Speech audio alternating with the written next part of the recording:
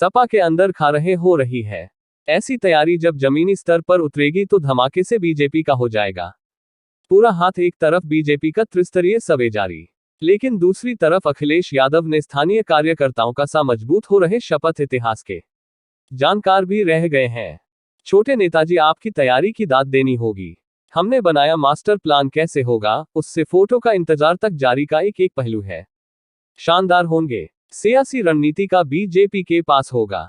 BJP IT cell मजबूत, लेकिन अखिलेश यादव का दिमाग चाचा चौधरी से भी तेज चलता है और जब से छोटे नेताजी की उपाधि मिली है तब से कुछ तो ऐसे फैसले किए हैं उसकी सुनने वाले हैरान है, देखने वालों को यकीन नहीं होता और सियासी दुश्मन बेचैनी का। 24 लोकसभा चुनावों की तैयारी को ही ले लीजिए।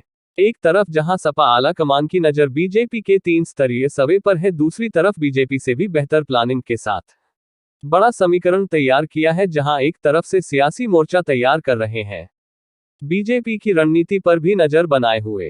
तैयारियों की बात करें तो सपा मुखिया अखिलेश यादव अलग अलग जिलों के पदाधिकारियों के साथ बैठक कर वहां के सियासी परिवेश को भागने में लगे हैं, जिससे 2024 की तैयारियों को मुफीद बनाया जा सके।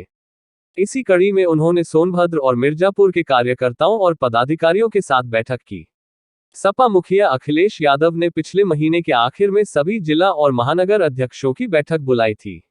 इस दौरान उन्होंने पदाधिकारियों को संगठन का एजेंडा था और उनसे रायशुमारी की, कार्यकर्ता प्रशिक्षण शिविर से लेकर आगे तक के अभियान तय करने के निर्देश जारी किए गए।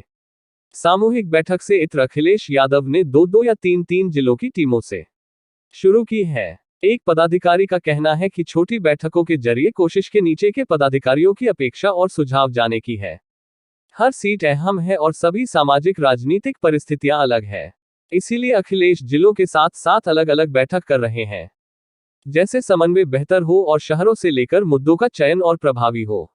यह सिलसिला आगे भी जारी रहेगा। अखिलेश ने शुक्रवार को ही मिर्जापुर सोनभद्र के कार्यकर्ताओं के साथ बैठक में कहा कि वे लोकसभा चुनाव के लिए बूथ स्तर पर संगठन को मजबूत करने, मतदाता सूची पर निगरानी रखने और व्यापक जनसंपर्क में जुटे हैं। जनता के मुद्दे उठाएं और उनके बीच जाकर उनकी अपेक्षा के साथ ही सामूहिक तभी बनाएं। पदाधिकारियों और कार्यकर्ताओं में आपस में समन्वय हो, एक दूसरे पर सवाल उठाने की बजाय साथ मिलकर बीजेपी के खिलाफ संघर्ष करें। सपा मुखिया ने कहा कि आदिवासी बहुल क्षेत्र में कौल बिंदु कौन सी आर निषाद खरवार जातियां हैं, उनके उन्नयन और विकास के लिए कुछ नहीं हो रहा है। जमीन के पट्टे के आवंटन में धांधली की शिकायतें हैं।